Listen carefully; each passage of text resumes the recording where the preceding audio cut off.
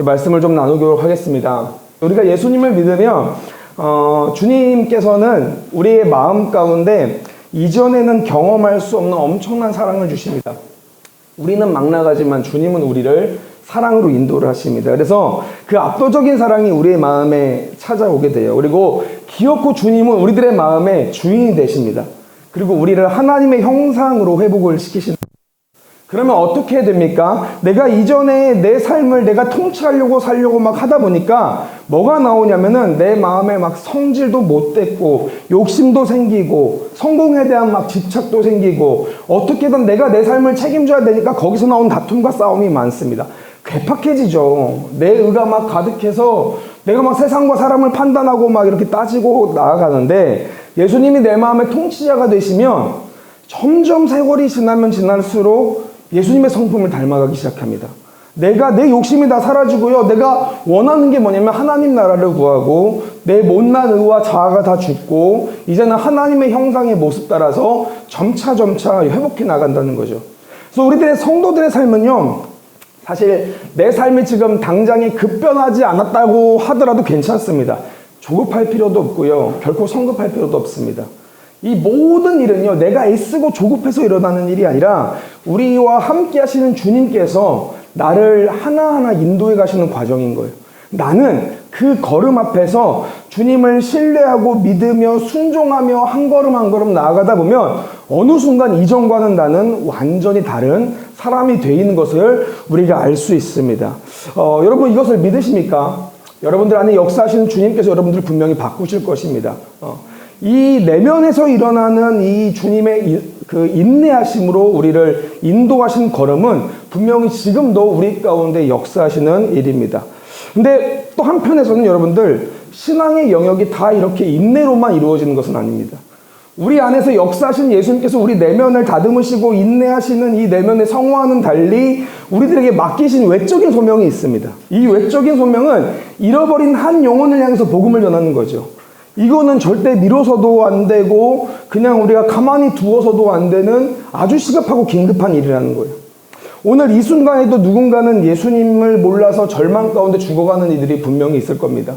특히나 오늘날의 세대가 질병과 기근과 전쟁이 너무 많아요. 뉴스를 보면은 전쟁 소식이 왜 이렇게 많은지 몰라요. 너무 마음이 아프죠. 지금 이 순간에도 누군가가 복음을 듣지 못해서 죽어가고 있을 수 있는 상황이 오늘날의 상황이라는 거예요.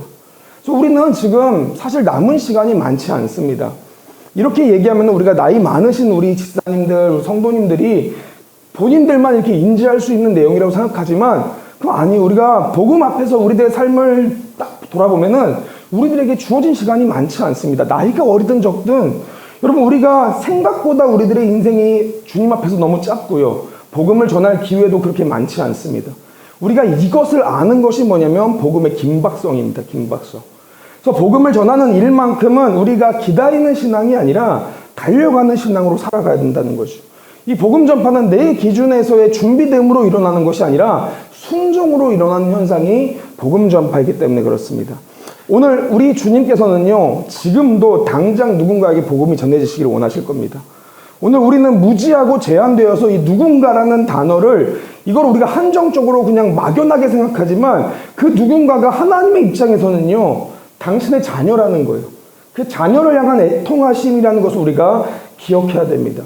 그리고 주님께서는 우리를 그 일상 가운데 복음이 들려져야 될 많은 이들을 우리 가운데 지금 보내셨다라는 사실입니다.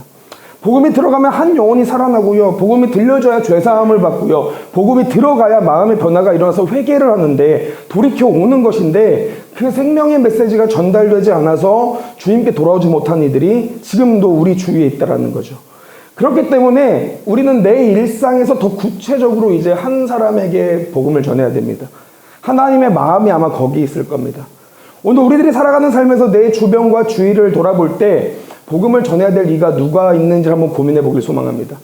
이전에는 예수님을 잘 믿었다고 하지만 지금은 상처받고 삶의 여러 가지 책임 때문에 교회를 떠나고 주님을 떠난 이들이 누가 있는지, 혹은 주님을 알지 못해서 지금도 삶의 고통이 있고 어려움 가운데 있는 이가 누구인지 한번 우리가 고민해 봐야 됩니다. 그리고 이제 우리가 가야 되는 거예요.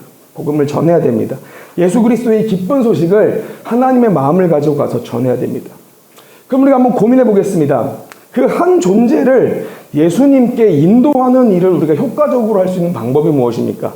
복음을 전하고 싶은데 어떻게 하면 복음이 잘 전달할지 모르겠다고 속으로 생각하시는 우리 성도님들, 어떻게 하면 복음이 잘 전달될까요? 뭐 복음 전도 앞에서 이 효과적이라는 단어가 사용해도 되는지는 잘 모르겠지만 어쨌든 뭐 사용할 단어가 없으니까 복음을 이렇게 잘 전달할 수 있는 방법이 뭘까요? 한 존재를 예수 그리스도로 인도하는 것에는 너무 중요한 요소가 하나가 있는데 그것이 뭐냐면 바로 헌신입니다. 헌신. 수고예요. 수고. 매이는 것입니다.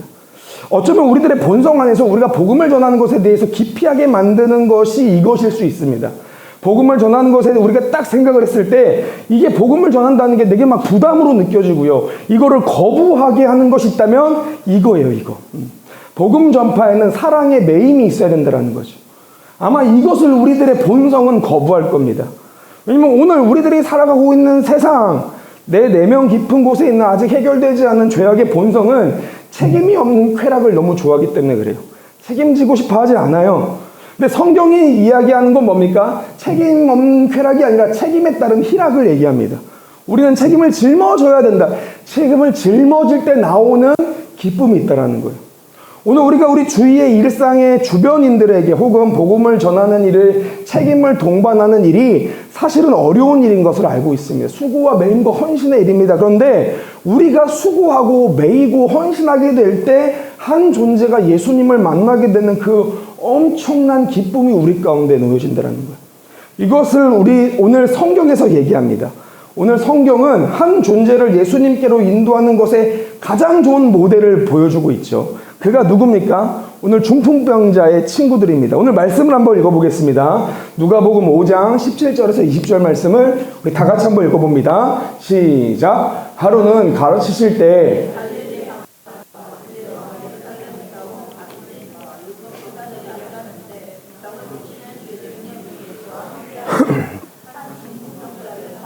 침상에 메고 와서 예수 앞에 들여놓고자 하였으나 무리 때문에 메고 들어갈 길을 얻지 못한지라 지붕에 올라가 기와를 벗기고 병자를 침상째 무리 가운데로 예수 앞에 달아내니 예수께서 그들의 믿음을 보시고 이르시되 이 사람아 내 죄사함을 받았느니라 하시니 아멘.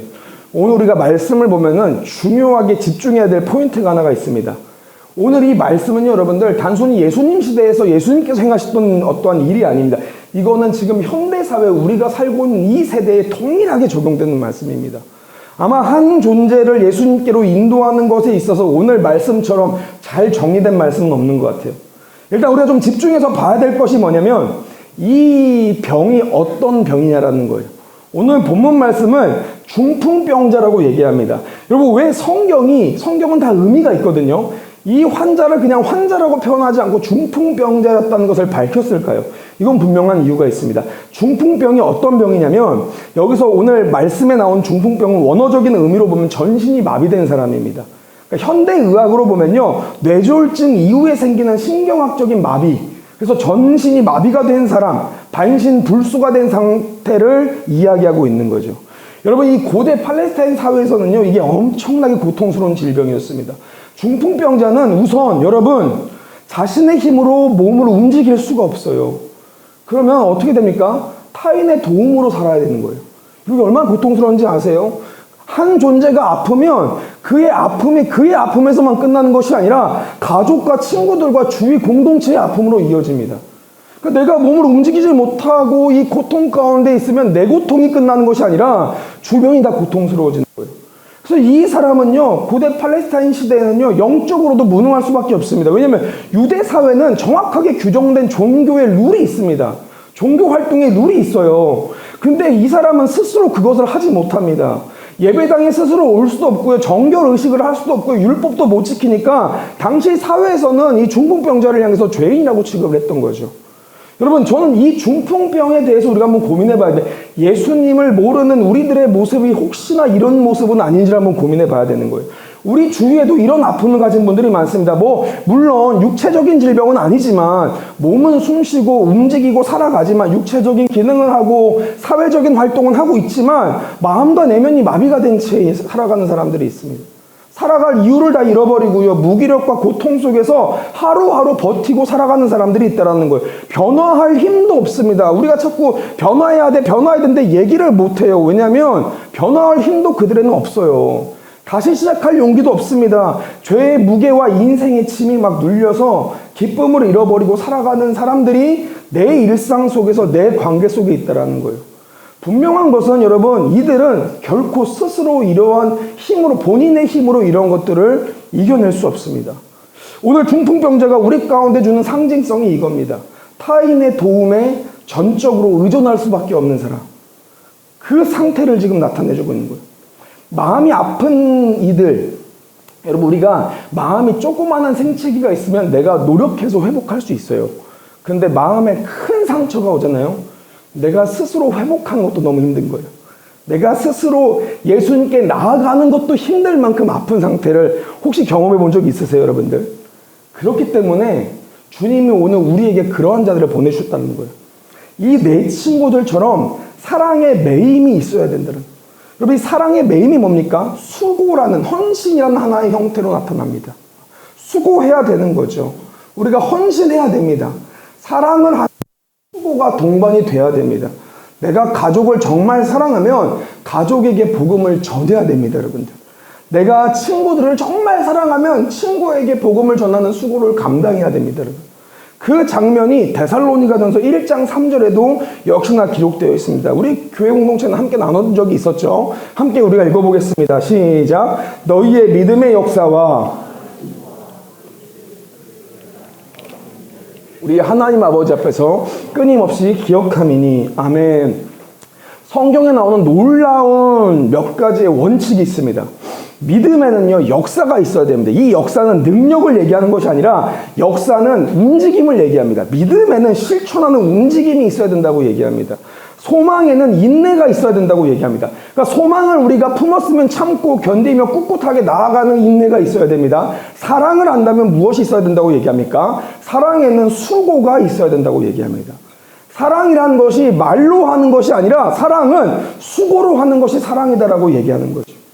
우리가 사랑하는 이에게 할 수 있는 여러분 가장 큰 수고가 뭔지 한번 고민해 봤으면 좋겠습니다.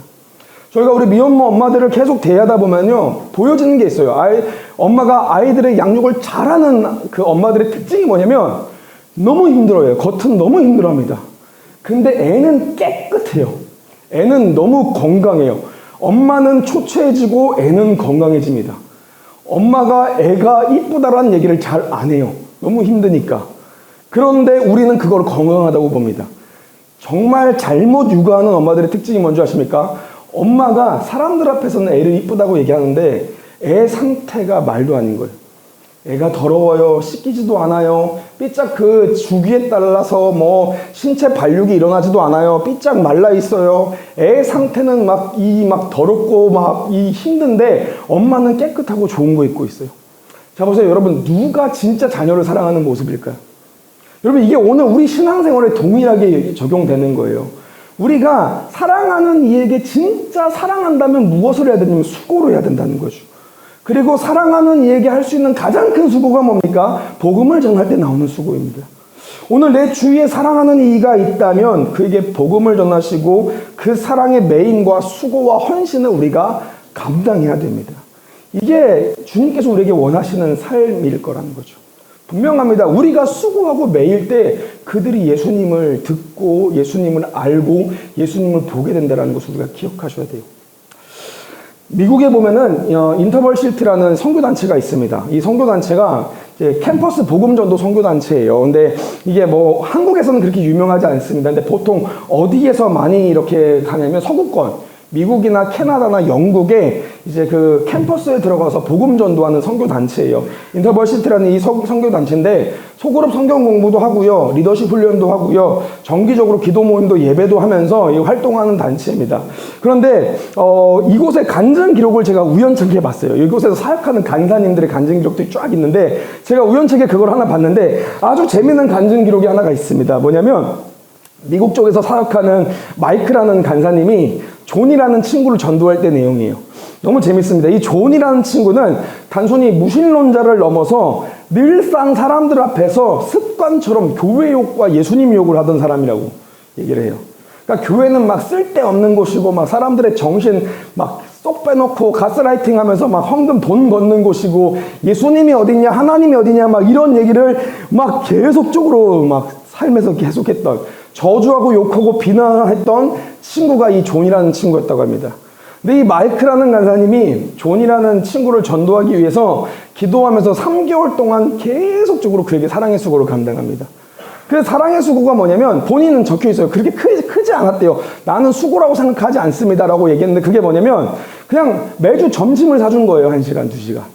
매주 점심을 사주는데, 존이 처음에는 막 이 마이크 간사님을 만나면은 교회 욕, 예수님 욕을 그렇게 하더래요. 막 만날 때 막 그렇게 하는데 마이크 간사님 그냥 다 받아줬대요. 다. 매주 함께 점심을 먹으니까 이제 욕도 여러분들 한두 번 해야 이게 욕이 후련하지, 소재가 떨어지잖아요, 욕이. 그러니까 이렇게 하다가 이제 소재가 다 떨어졌는지 정치 얘기 시작하고 과학 얘기 시작하고 철학 얘기 시작하면서 계속 그런 얘기를 하더라는 거예요. 그래서 이 마이크 이 간사님이 그냥 밥을 먹으면서 다 들어줬대요. 경청하고 들어주고 다 받았다는 거예요. 한 3달쯤 지났는데 존이 먼저 와서 마이크에게 그렇게 얘기를 했다는 거예요. 야, 너는 왜 나한테 예수 믿으라고 얘기 안 해? 라고 얘기를 합니다. 나는 네가 예수 믿으라고 할 줄 알고 나는 알고 있었는데 다른 애들은 다 강요하던데 너는 왜 얘기 안 해? 넌 좀 뭔가 다르긴 하더라. 네가 예수님 얘기 안 하니까 내가 예수에 대해서 더 궁금해지기 시작하는데. 그리고 그날 밤에 첫 번째로 성경 공부를 하기 시작했고, 6개월 후에 이 존이라는 친구가 자기 입으로 예수님을 구주로 시인하면서 예수님을 이제 영접하게 됐다라는 이 간증문을 제가 봤습니다. 여러분, 제가 한번 고민해 볼게요. 마이크 간사님이라는 분이 존에게 점심을 먹이는 게 그렇게 큰 수고가 아니었다고 얘기하는데, 저는 확신합니다. 이거는 정말 큰 수고일 것 같아요. 저에게 있어서 제가 가장 대하기 힘든 사람이 누구냐면, 저는 그렇더라고요. 막 이 위기청소년 사역하고 힘들고 어려운 분들 만나면서 가장 대하기 힘든 사람이 뭐냐면, 죄를 많이 진 사람이 아니라 저한테 예수님 욕하는 사람들 제가 대하기 너무 힘들더라고요. 교회 욕하는 사람들, 목회자 욕하는 사람들, 이 자들과 대하는 게 제가 너무 피로도가 많아요. 근데 그러한 사람에게 매주 점심을 사주면서 이 사랑의 수고를 감당하는 게 어떤 의미일까? 여러분, 저는 돌아와서 오늘 말씀 가운데 오늘 이 침상을 매는 수고가 뭡니까? 오늘 현대 사회에서는요, 관계의 무게를 짊어지는 것입니다, 여러분들.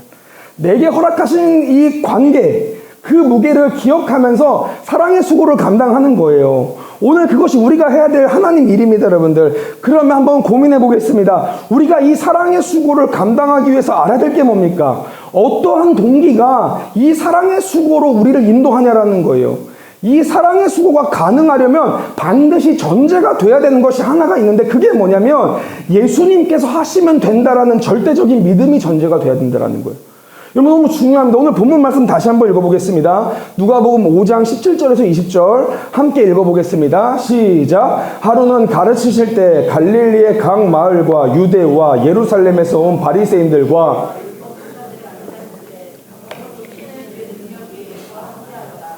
한 중풍병자를 사람들이 침상에 메고 와서 예수 앞에 들여놓고자 하였으나 무리 때문에 메고 들어갈 길을 얻지 못한지라. 지붕에 올라가 기와를 벗기고 병자를 침상째 무리 가운데로 예수 앞에 달아내리니 예수께서 그들의 믿음을 보시고 이르시되 이 사람아 내 죄사함을 받았느니라 하시니. 아멘. 여러분, 오늘 중풍병자를 예수님께 데려갔던 사람들에게는 내면에 분명한 확신이 있었습니다. 믿음이 있었습니다. 예수님께 데려가면 반드시 이가 치유된다라는 그 확신, 이 믿음이 그들에게 존재했다라는 거예요. 여러분, 한번 생각해 봤으면 좋겠습니다. 중풍병자를 들것에 메고 예수님께 나아가는 게 얼마나 힘든 일이겠습니까?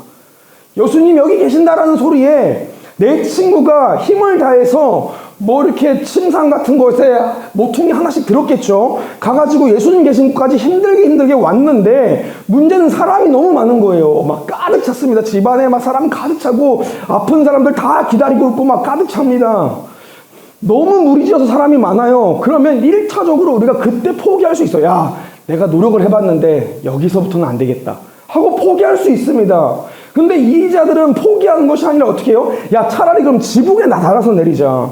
그 무거운 중풍병자를 들쳐업고 지붕 위로 올라갑니다. 어떤 친구는 지붕에 먼저 올라가서 기와 벗기고 있고요. 힘을 다해서 그를 올려가지고 예수님께 달아서 내립니다. 중풍병자를 기어이 예수님 앞으로 인도한 거예요. 자, 여러분 한번 생각해 보십시오. 이러한 모든 수고의 기점에는 뭐가 있었겠습니까? 여러분, 확신이 없는 것에 이런 열정을 감당할 수 있습니까? 아니죠, 여러분들. 예수님 앞에 데리고 가면 잘하면 치유될 수 있어. 이렇게 해서 이런 행동을 했겠습니까? 아니요, 여러분들. 이들에게는 반드시 큰 하나의 확신이 있었는데 그게 뭐냐면 주님께로 나아가면 주님이 그를 치료하신다라는 완전한 믿음이 있었다는 거예요. 내가 할 수 있는 건 여기까지지만 예수님께로 가기만 한다면, 주님께로 가기만 하면 주님은 반드시 치유하실 것이다 라는 그 확신, 그 믿음이 오늘 내 친구가 침상을 내리는 수고와 헌신의 동기가 됐다라는 거죠. 오늘 우리가 정직하게 복음 앞에서 이러한 믿음이 내게 있는지 한번 고민해 봐야 됩니다. 이상하게 여러분들, 제가 너무 안타까운 것 중에 하나가 뭐냐면 현대사회에서 우리 성도님들이 복음을 전할 때 우리들의 마음 내면 안에 무언가가 패배감이 있어요. 패배감이. 그러니까 지적으로는, 지식적으로, 머리로는 예수님이 우리들의 구주이다, 우리들의 왕이다, 온 세상의 열방의 주인이시다를 아는데 내 마음은 이게 되겠냐라는 패배감이 있는 거예요. 해서 되겠냐? 해봤는데 변하지 않는데 구태여 또 할 필요가 있겠냐? 이런 내면의 패배감이 있습니다.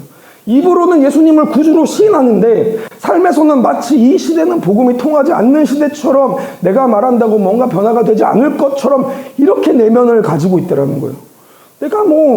내가 요구하는 그 시기에 일어나지 않았는데, 그러니까 마치 머리는 예수님이 역사하시면 된다는 것을 배워서 알고는 있지만 이 마음에는 복음에 대한 의문이 있는 거죠. 과연 진짜 될까?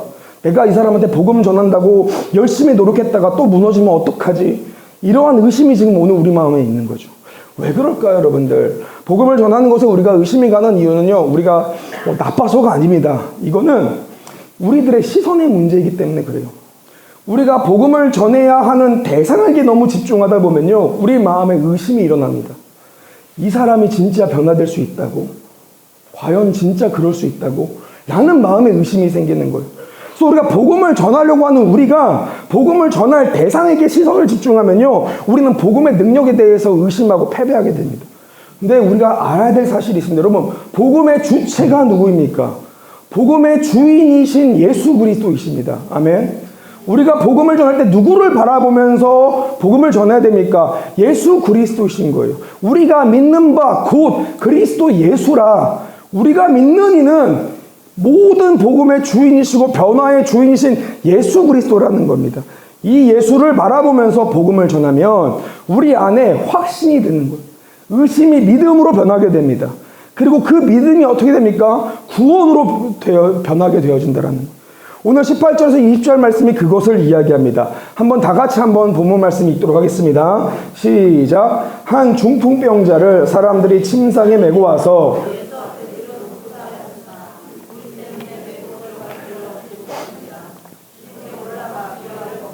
병자를 침상째에 무리 가운데로 예수 앞에 달아내리니 예수께서 그들의 믿음을 보시고 이 사람이 내 죄사함을 받았느니라 하시니.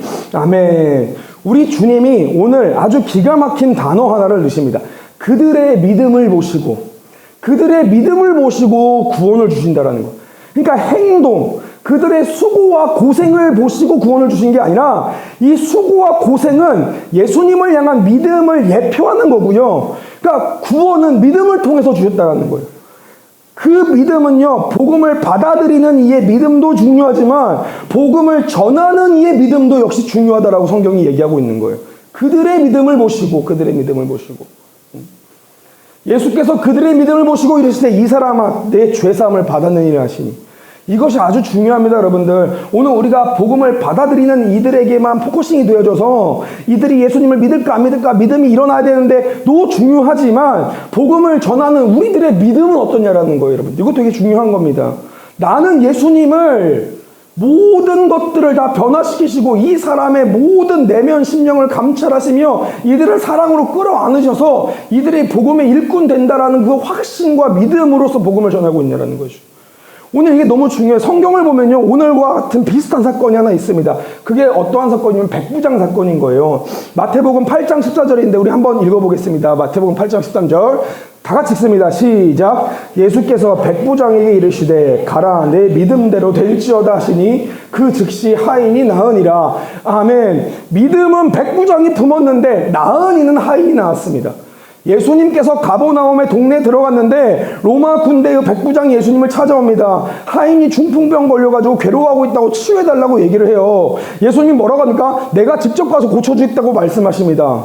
근데 충격적인 장면이 나옵니다. 백부장이 뭐라고 합니까? 주님이 내 집에 들어오는 걸 내가 감당을 못하겠습니다. 그냥 이 자리에서 말씀 한마디만 하시면 제가 나을 걸 믿습니다. 여러분, 당시 유대인들조차 그런 얘기하지 않았습니다. 유대인들조차 기적을 봐야 믿고 표적이 있어야 믿는데 백부장은요, 믿음을 보이는 거예요. 굳게 믿는 거예요. 그러니 어떻게 됩니까? 예수께서 백부장에게 이르시되 가라 내 믿은 대로 되일지어다 하시니 그 즉시 하인이 나으니라. 백부장의 하인이 그 즉시 나아버립니다. 오늘 우리 복음을 전하려는 우리들의 마음을 한번 조명해 보시길 소망합니다. 집중해 보시길 소망합니다. 나는 예수님께서 역사하시면 정말 모든 것이 변화되고 치유될 거라는 그 확신으로 복음을 전하고 계십니까? 진짜 이가 예수님만 만나면 변화될 거라는 그 확신을 가지고 우리가 나아가고 계십니까? 오늘 내게 주님은 어떠한 주님입니까? 한번 고민해 보셔야 되는 거예요. 재밌는 예가 하나가 있습니다. 미국의 그 석유 재벌 중에 록펠러라는 인물이 있습니다. 여러분 아시죠 혹시 록펠러? 자본주의 역사상 가장 부유했던 인물의 1순위를 록펠러로 봅니다. 그러니까 어마어마한 재력을 가진 사람이에요. 스탠더드 오일 회사를 창립했고요. 한때 미국 석유 시장의 90%를 독점했던 인물이 이 록펠러라고 해요. 그래서 그가 생전에 벌어들인 수익을 보면요, 사망 후까지 전체를 평가를 해서 종합해 볼 때 현대 역사상 가장 부유한 인물로 언급되는 사람이 이 록펠러입니다. 여러분, 이 록펠러라는 분은요, 하나님 앞에서 재정관이 뚜렷하던 분이라고요. 11조도 철저히 내고요, 일생 동안 선교와 봉사활동도 열심히 한 분이었습니다. 그리고 그분의 삶이 또 굉장히 검소했다고 얘기를 해요.